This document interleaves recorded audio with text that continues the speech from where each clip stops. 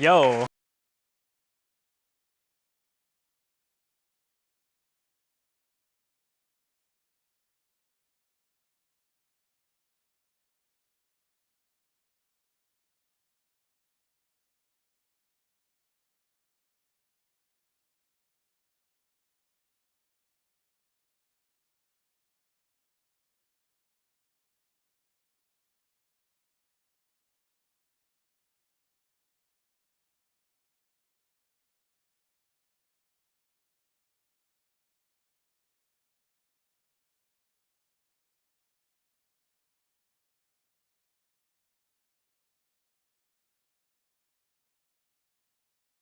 Three, two, one.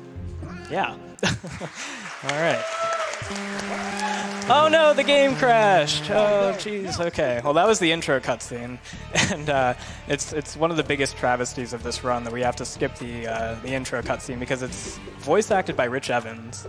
So what happens in that scene is Ash, our protagonist, is he's playing his favorite video game to 0 viewers because the world has ended. So there's no intelligent life left to watch his stream.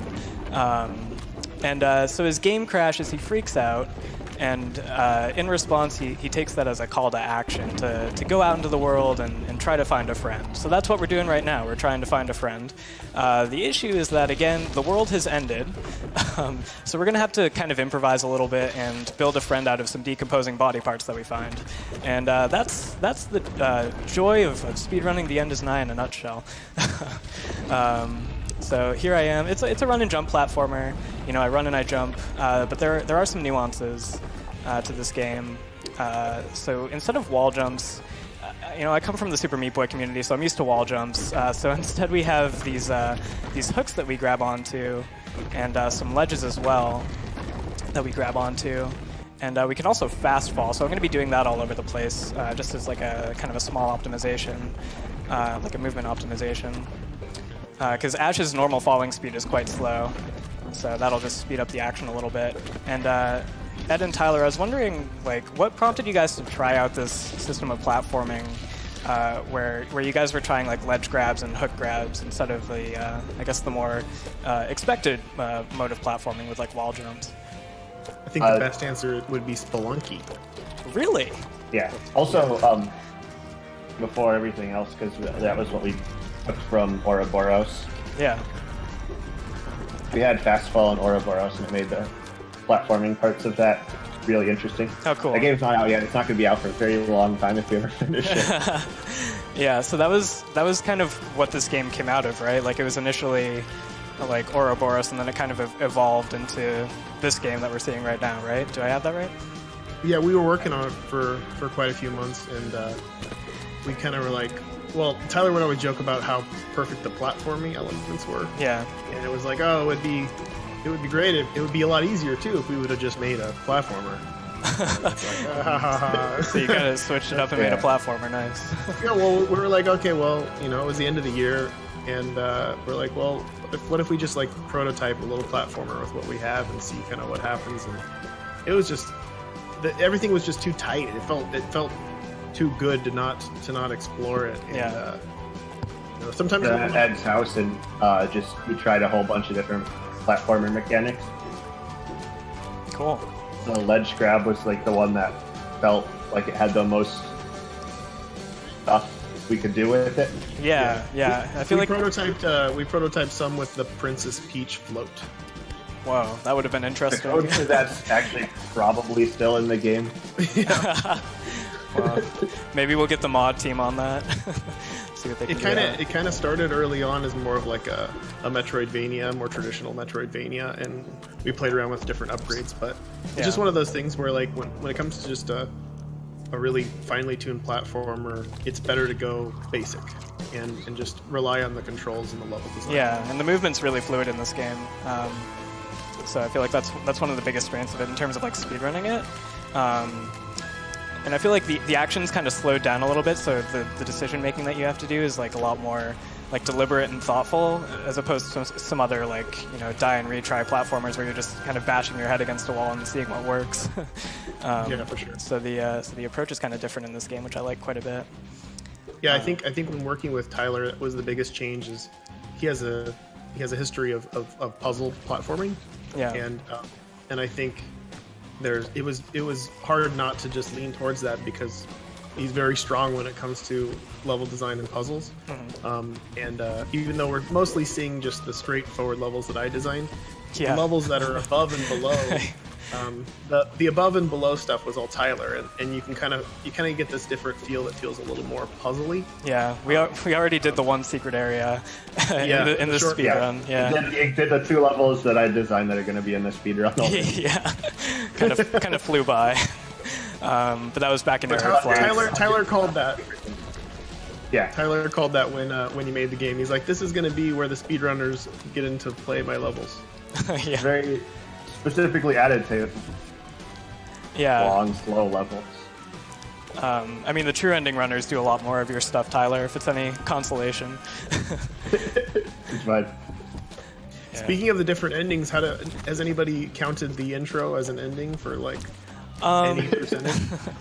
So some people have done like intro cart clears. Initially we had it as a leaderboard category, but then that kind of felt awkward because it's like it is technically the fastest way to beat the game is clearing the intro cutscene. But yeah, there are like a few people who have posted videos of it, like doing it in one go, but we don't really have like a proper community around it, like we do. It probably wouldn't last that long. I feel like somebody would. Well, I mean, you have to beat it without dying, so that kind of how much you can actually do to make that part go fast. Right. There's only so much you can optimize a run where you're supposed to be deathless, kind of to begin with. Yeah, but I mean, isn't there that one game where you just hit left at the start and it instantly wins? That got speedrun a few times. Are you talking about Barney's hide and seek?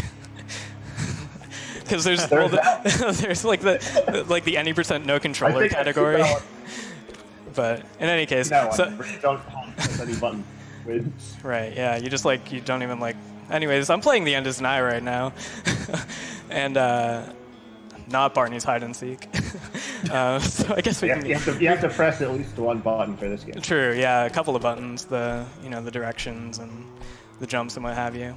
Do you have a moment for a few quick donations? Oh, totally, go ahead. So I have a few that are directed specifically at you, Ham. Oh, sure. I've got $20 from Zelnoth that says, just donating to remind Warm Ham that Retro 3 is free. Oh my god, guys, I'm getting bullied. Also, Ultramarlin donated $15.02 and says, just 2 words for Ham, Retro free, with a smiley face. You guys are throwing the run, GG. It's all on you. It's a meme. Also, Dudley Do Right donates $10 with a slightly more positive donation that says, I love you, Ham. You are the best, Ham. Do real good. Love you again, Duds. Nice. Hey, Duds. Wish you were here. XOXO. Oh, dude, I just took a tough death there. So with these birds, so I have to stay to the welcome, right. By the way. Yeah, thanks. I mean, at least they're not RNG, right? So it could have been way worse. But I have to stay to the right of them if I want to go right, and I have to stay to the left of them if I want to go left. It's pretty straightforward in concept, but the execution is actually one of the hardest parts of this speedrun. So I'm going to try to get one more bird strat here. Stay to the right. Nice, got it. Nice. Yeah, birds are one of the hardest parts of the speedrun to adjust to, I'd say, in terms of just learning the speedrun. They can be done consistently, again, because thankfully there's no RNG in this game. So thanks for that, guys. Also, you might be noticing that in some of the levels, there's these little floating doodads Yes. on the sides of the levels. Oh, yeah. Those are called tumors. Yes. And we won't say exactly what they're used for. We'll just keep that until the end. All right, that'll come up later. You'll see. How many of those do you play? Getting for that. So if we're talking an optimized run, we tend to go for less than 10 nowadays. But oops, this strat's really hard because I have to grab this corner. Let me just get this real quick. There we go. Okay. Hey. All right. But for this speedrun, I'm going to be getting about 20 just because it's a marathon and I want to play it safe. Yeah. Yeah. Well, without spoiling why. For the ones that are in the levels that you do normally, are you doing any of that quick to I mean, I'm not going too far out of my way for them. I'm going for the ones that are kind of in the optimal path. I just skipped a level off to the right there. By the way, we don't do Exodus 4 in this run. So yeah, this is Exodus. This is one of my favorite segments in terms of just the environment. I feel like it's very eerie. It's like this weird haunted ghost ship area. Also shout out to the sad boy Steve there. Oh yeah, so there are like those like hidden areas that you can go into if you collect enough of those tumors. That's one of the uses of them. So we won't be going into any of those hidden areas because again, we're just really doing the core game here. But yeah, if you were doing like a full game completion run, you'd probably be going in there. Oh jeez, I'm trying to do a cycle skip here. How much stress do speedrunners feel when they're really going all the way? Oh jeez, I mean, especially when you get to end game, the stress is kind of through the roof because yeah. I really wonder if there are people who can just turn it off. Well, Ultra Marlin did when he got his 31-minute time recently. Oh, geez, what just happened there? Is that the record, 31? Yeah, it's at 31:58 at the moment. We use kind of a funky timing that involves the in-game frame count plus any real-time menuing and cutscenes. Just because there's like some lag frames on some PCs in between screens, so real-time wouldn't really make much sense for. So that kind of like equalizes it for all PCs. Because the frame count's the frame count. And then real-time menuing and cutscenes doesn't take that much time in the run, but that's just kind of how we do it. I have a 33:23, I think, so I'm in second by by a fair amount. Marlon got like a god tier run, and I'm how many trying to tumors catch did up. he get? Do you know? Oh, geez, I don't know offhand. I think like 11 or 12, maybe. It was low, and we've actually started doing 0 tumor runs. Some of us, which is like actually, if you think about it, less than optimal because some of them are like in our direct pathway. Yeah. But yeah, the idea is that, well, again, I don't want to spoil it, but yeah. But have you ever done the Nevermore ending run? I actually haven't yet, but that's kind of on my to-do list. On my practice file, I actually haven't even gotten the requirements necessary for the secret ending because I've been just kind of grinding this category for a little bit, but People do like 0 tumors for that part, right? oh yeah, for the last chapter of True Ending, they have to do 0 tumors to be optimal, which is kind of wild. Yeah. So here we are in the Hollows. This is a chapter with some nice atmospheric lighting, some mood lighting. So I feel like there are some like throwbacks kind of aesthetically to some of your previous games, and I'm wondering like if there are any like subtle references that, I don't know, the average player might not recognize in some of your previous games. The lighting in this area is a throwback to my first game, Enclosure. Ah, that's what I thought. I had that in my notes, but I didn't want to bring it up just in case I was wrong. Yeah, one of the secret areas is specifically a Enclosure level. Oh, really? Wow. The one where it blocks your vision and you can only see the light. Oh, with the light up guys, yeah. Yeah. Oh, that's pretty cool. And then I feel like the next chapter feels kind of like a throwback to Hell and Super Meat Boy, which is kind of cool. Hell in general. Hell in general, yeah, true. Yeah. Not unique to Super Meat Boy. There we are, yeah. Yeah, there's a lot of nods to Gish, like Forlorn Hollow and Golgotha and stuff like that. Yeah. I mean, I can't not go to hell in every game I make. Kind of the way to go. Yeah. Game development just sends you into that kind of place, I guess. Go this time, though. A few more messages from community members, if you're up for hearing it. Oh yeah, for sure. Go ahead. We have $10 from Ezek, who says, had to donate when my boy Wormham was running. Good luck with the run, and hello from the Super Meat Boy Discord. Yo, thanks, dude. Also have $15.20 from Hapax, who says, urgent message to speedrunner Wormham from the End Is Nigh Discord server admin. If he doesn't do the new Machine 6 strat, I'm banning him. Oh, dude, I'm gonna get banned because I'm not doing that strat. It saves like a second and a half, and it's like absolutely not worth it. But thanks, Hapax. Looking forward to that ban. Is there a reason why you do the branches in the order that you do, or is it just preference? I think it ultimately comes down to preference. There's like a little menu warp trick that I do going into retrograde. So I briefly went into retro earlier, just to maybe save like a second. It's hard to say, but it does come down to preference as far as we know right now. I'm gonna go for kind of a tricky strat on this next level. Wish me luck. When I'm playing, I usually do this branch first because I just find the Golgotha the easiest of the areas. Yeah, it's like the pure platforming area, and it's pretty short too because the hollows is, as you saw, pretty quick. I mean, a lot of it's just like fast falling through the stages. Yeah. Yeah. Yeah, but in terms of the speedrun, like Wall of Sorrow is a huge reset point for a lot of people. So they try to get that over with first, just because, like, you know, if they're going to throw, they'd rather throw early so they can reset and start over. Also, I realized, like, in this game, there's a lot of stuff to do. Was there anything that you wanted to put in the game but otherwise couldn't because of time, or anything else? We were working up till the end, and we put everything in. Yeah, like I think at like the last like few weeks of development, we added. Like, what's up, Discord? By the way, sorry, I just got Retro 3. All right. Anyways, go ahead. Oh, that was the okay. Yeah, that was Retro 3. Yeah. Sorry, you were saying. I got a little sidetracked there.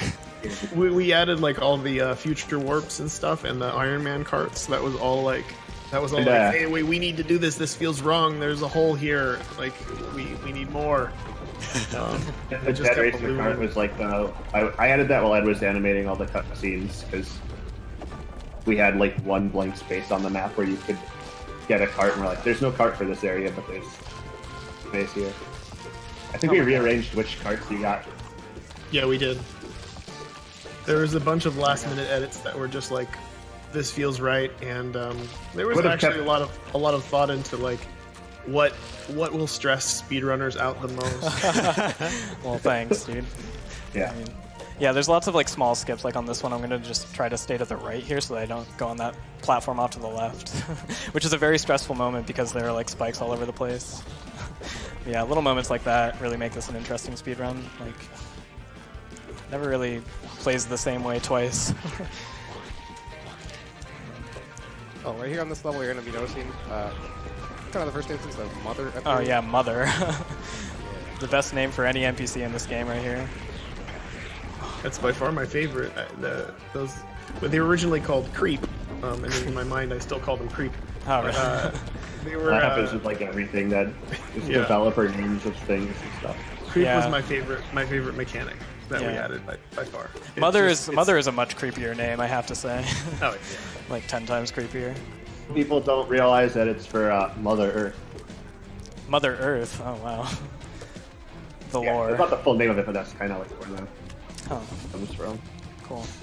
Speaking of names, it's funny how most of the game's actual like story or lore or whatever you want to call it pretty much dwells in our minds, and we just leave pieces of it out there, and people can pick it apart. There's a lot going on. Yeah. But a lot is left unspoken. So. speaking of, it doesn't matter. It's a video game, right? People are just gonna speedrun it. Right. But no, like you do get a sense that there's like a universe to this game because like all of the chapters have like a distinct feel to them, right? So I feel like there is some kind of meaning to all of this that I don't really grasp, and I feel like I'm never going to grasp it, which is kind of frustrating and interesting from a speedrunning perspective. Because I play this game a lot and I still don't really know exactly what's going on behind the scenes, you know? The main thing you need to worry about is just the fact that this is just basically allegory for an endlessly stressful situation. Yeah. And that's what we went in going for. It's like, how can we make something that feels devastatingly stressful but fun? Yeah, it's definitely a mixture of both. Our casual playthroughs of this game, we played this game day one, and it was very stressful. I couldn't complete it in one sitting because I just got like too frustrated at the end. So you definitely succeeded on that front. We haven't really talked about the OST, but Ridiculon did this, and we were kind of noticing during our like practice commentary runs that you know, all of these songs have different like classical, or like all of these chapters rather have different like classical music tracks going on, and I was wondering like how how did you guys like match these classical music tracks to the chapter, or was that Ridiculon who was responsible? That for was mostly me actually. Ed said, "How about classical music remixes?" Because I don't know. We started off with the game thinking it was going to be like a 2-month project, Yeah. and so we needed to be able to do stuff very fast, and that was sort of a quick way of getting music that matches the levels, was doing classical music remixes and 2-month project. But Yeah. after that, I went and like listened to all the classical music that I could on YouTube and Spotify and stuff, and Yeah. just marked down like little 2-minute excerpts in these 50-minute long symphonies that the mood of the areas that we were working on. Yeah. Flight of the Bumblebee is when you're playing this for the first time, talk about stress. Like this loop in your ear for like 45 minutes just drives you up a wall. But it was like the one that everybody knows the name of. Yeah. It was challenging to find tracks that, because there's so many great tracks out there, but there's so many tracks that are being used by like cartoons, and true. they have like a happy feel to them. So it was like, how can we take something that people will associate with like Looney Tunes and make it stressful and dark? Yeah. Like, how can we get away with that when it's been established? I was gonna die there from the start. I knew it. But yeah, in the beginning, like Tyler was alluding to, we kind of went and being like, okay, what's the cheapest and most effective way to do something cool? Yeah. And then the second is thematically, I wanted to have this kind of echo of the past. Like, you can imagine some like satellite that we launched ages ago to the aliens with like samples of classical music playing from the sky. It's pretty cool. All right, so I'm building my friend here, and wouldn't you know it, the world just ended a second time. Golly gee. So here's what the tumors are for that I was collecting earlier in the run. I got a few less than I was anticipating. I wasn't really keeping track because we were chatting, but so I have 17. These are lives now. So the first part of the game, I have as many lives as I want to complete the stages. Now I have harder platforming on top of a finite amount of lives. So if I run out of lives, I game over and I have to start the chapter over again. So the stakes are kind of higher here. So Good luck. yeah, thanks a lot, I didn't even guys. know you could do that. Whose idea was that to come up with the life counter at the end of the game?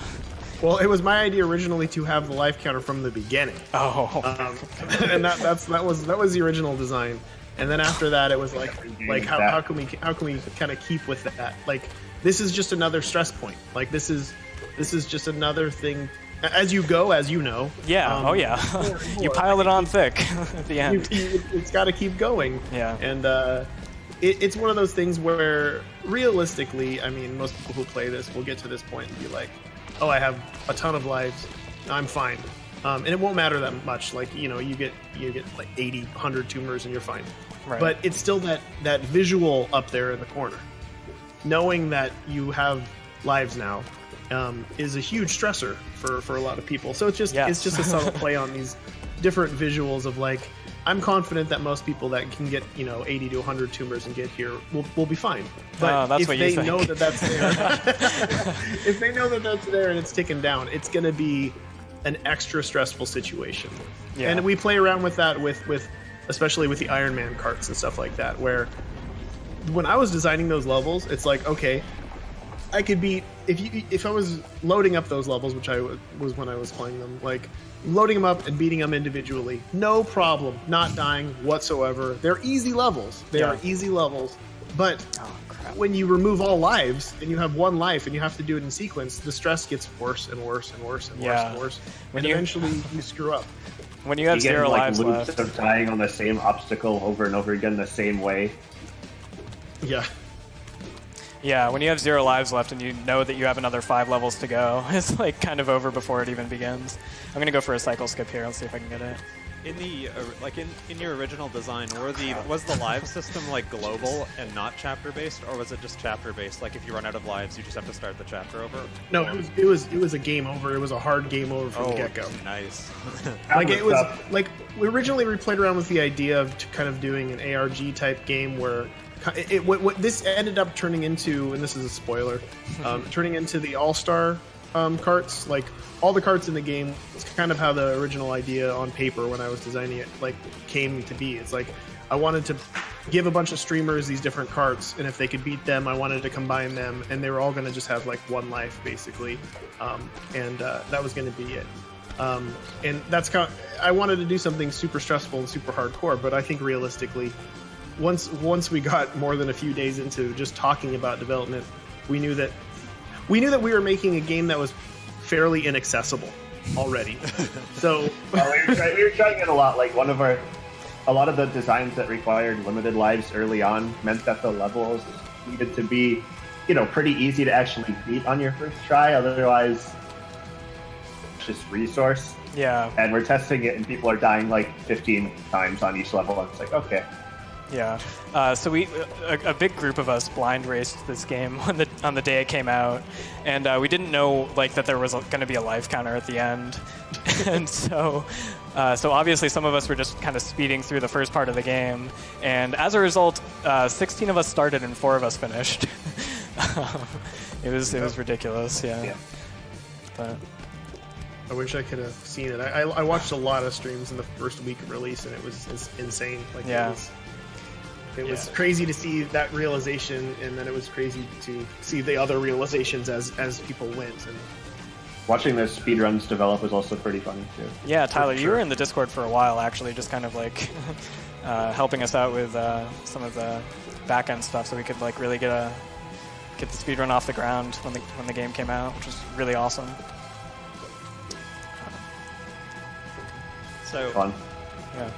So when you guys were designing the hard equivalents of the game after the game over, how many iterations did that like roughly take, or was like pretty much clear cut from the beginning?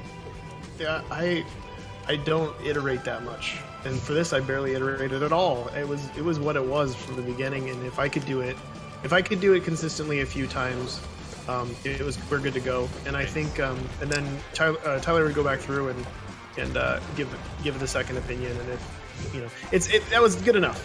Yeah. There were a few levels that got redone, but not more than like 1 or 2 per chapter and stuff. Oh, wow. Yeah, it was more tuning. There was quite a few levels where I would go back and add ways to get through them faster because they were a little laggy, and there were some levels where there was you could just jump right to the end and not do the level. Yeah. There was one in Blight that you could just swim under it. Oh, really? All levels. I wish we had some freebies like that. I'm sure there's more. I'm sure there's more of those hidden somewhere. Like, there's got to be more. Like, it took quite a while for people to find weird glitches and stuff in True. Way, and there's got to be some sort of design flaw on my part in here where somebody can bypass. Well, I know there's water jumps. Which Yeah. Are you doing? Oh yeah, I'll be doing some water jumps in this chapter. So what I'm going to be doing is basically I'll be inputting a fastfall above the surface of the water, and then as I'm hitting the surface of the water, I'll input a jump, and that'll give Ash a ton of extra height and allow me to do a couple of cycle skips up ahead. We'll see how those go. I found that like a week before release by accident, and I didn't know what I did. I just jumped really high out of the water, and I'm like, uh-oh. Yeah, so what led you to keep it in? It's too late to fix it, because if we went and like fix that, you'd have to go through and make sure that it didn't break everything level else, in the game. yeah. There's a lot of levels in the game. Right, yeah, like 600 or something. Yeah, It's not like There's actually it's not something that would for people getting it accidentally. So yeah, there's something interesting that one of the few things that we went back and forth on for like a day was the water and the logic of like when you enter the water, because initially the logic would be if you were holding jump when you hit the top of the water, you'd bounce off of it like a balloon. right. And that's how most games would do it. Mm-hmm. But that just felt wrong, so we made it so you'd have to press it again in order to go back up, and that's where I think that glitch kind of came. That's how that was born. All right, so I just did a water jump there to grab that switch. Nice. Barely got out of there in time. the water jump has to do with when you release fastfall, it undoes your vertical momentum, and so it just happens that when you do that and jump at the same time, the water that it adds. It gives you some extra height. Fastfall with the jump. Yeah. Or with the swim speed. There's another one there to get onto that hook. And we have a particularly challenging one coming up here on the next level, where I have to basically get the max height possible with the water jump. So this is probably going to take me a few tries and look pretty silly, but here we go. Hopefully I get it kind of soon. Oh my god, I got it first try. Oh my god. All right. That was such a train wreck in practice, but yo, we're good. All right, great. Watching people not do that in the early days of the speedrunning. I think I stopped watching stopped being like completely up to date on the speedruns after a record that nobody beat for like 3 months. Yeah, B-Rex had the record for like 3 months. He got like a time that literally nobody could touch, and then I had it for a month, and then Ultramarlin's gonna have it for a while because, you know, he got like sub 32 out of like basically nowhere. All right. Oh my god. Donation if you have a moment. Somebody just saw that to the left of me. Yeah, we have time for a donation before we get into the last section of the run. Kendros donated another $15.20. It says, congrats on getting Retro 3 first try. Much love from the Discord camp. Yeah, thanks guys. And I also have a $200 donation from 8-Bit Geezer with no comment. Thank you very much, guys. Thanks guys. All right, so yeah, we are coming into the final section of the run already. Oh, almost died there. And so this is where, I mean, like the last 3 chapters that I've done have all been kind of remixes of the first 3 chapters, and this is kind of where the game design diverges pretty radically, and everything gets thrown on the table. It starts with this real doozy where there's like a billion fish, and just kind of escalates from there. Everybody loves those fish. Oh yeah. The fish and the birds, I get a lot of A lot of hate mail. Yeah. Yeah. Again, they're not RNG, but like sometimes they just kind of feel like it because they're really tough to manage. It's also important to note that the water he's in, he can't stay in it for too long, or else he'll die. So. Right. This is like ultra poison water, so it kills me faster than the water in the previous chapters. And now we have mines. Oh, jeez. Okay. These are really tricky because they send Ash flying through these stages at, I think, as far as I can tell, his fastest movement speed. So these levels are really difficult to like manage his movement across the stage. Oops. And now we have conveyors. I can get up them a little bit faster than usual. I was doing some of that in Machine. Just by alternating fast fall and jumps, they allow us to kind of change some movement up there a little bit faster than usual. Are you playing with the keyboard or? I'm playing with a DualShock 4. Okay, gotcha. Okay. Tight ghost split cycle on whether there. or not people like keyboard or controller better. Yeah, I think it comes down to preference based on what I've heard from people. You know, I started this game on controller and I've kind of been that way ever since, but I imagine that the keyboard experience is pretty similar overall. Alright, so these are lasers, and Yes. you basically have a split second to get out of the way, or you're done for. So I'm trying to like avoid interacting with them at all by doing this skip, which is costing me a lot of lives at the moment, actually. Anyway, there we go. Oh my god, dude! Wow, I just got major sniped again, dude! Oh my god, help. Alright, get me out of here. Alright, there we go. Thanks, guys. Alright, I'm just like wasting time here. I'm like so thrown right now. I gotta get back on track here. Okay. Thankfully, I have some buffer lives here to get me through these last levels. We're coming up on definitely the trolliest physics mechanic I've ever seen in any video game ever in the next level. So thanks again, guys, for that one. Yeah, so now Ash is moving to the left, like uncontrollably, so I have to like manage his movement midair. He moves very fast to the left and very slow to the right. There's a reason for that we'll see in a second. But when you get to this part of the run for the first time and you have like 2 lives left, and you can't really control Ash's movement, everything just feels kind of hopeless, you know? This level's a thing. And then this level ends with a really tight jump. Just in case you still had any lives left at the end, this jump is really trolly, but we got it.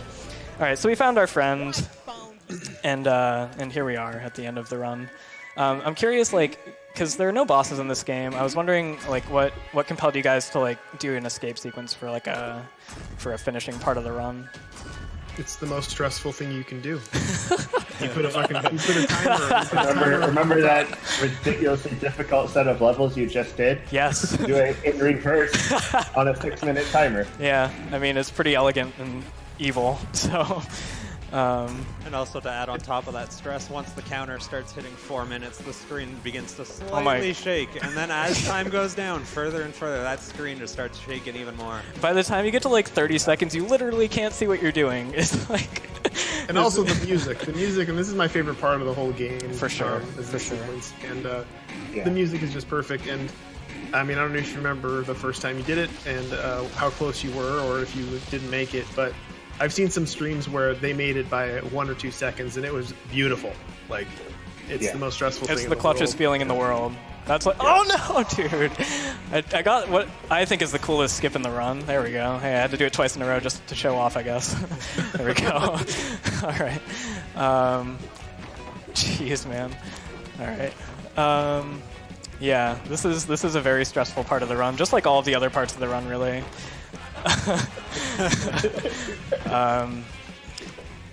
Thankfully, I don't need all 6 minutes because I'm speed running. So thankfully, I kind of figured it out eventually how to do this part of the run. But yeah, you really do need those 6 minutes when you're first doing this. I mean, I got to like the second to last level here, my first playthrough, probably like 6 or 7 times before I ran out of time and had to start all over again. So some of these levels used to be a lot worse. Like this was right towards the end of development. We were making a lot of the reverse path to these levels a lot easier. Yeah, time's coming up, by the way, when I hit the mouth at the end of Ruin 1 here. And time.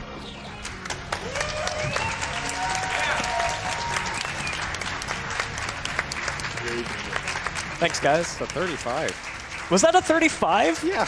No way! Nice, dude. All right. Yeah, that was a much better time than I thought. So, gee. There's All a right. 35:51. Cool. Hey, I'll take that. Thank you guys so much for watching. Ed and Tyler, thank you so much for making this game. It has been a pleasure to play for the last few hundred hours that I've been playing games. So, so thanks a lot, guys. Thank you for coming. Thanks for playing it at HDQ. Yeah, my pleasure. And by the way, the world ended a third time, just in case that wasn't enough. We get 3 apocalypses in one game. It's a nice This is touch. a happy ending, though. This is a happy ending. Yeah. Sure. He smiles. He smiles and then gets obliterated. The only time he smiles. Yeah. Is it? Yeah, he feels true happiness in this moment. It's sweet relief. Yeah.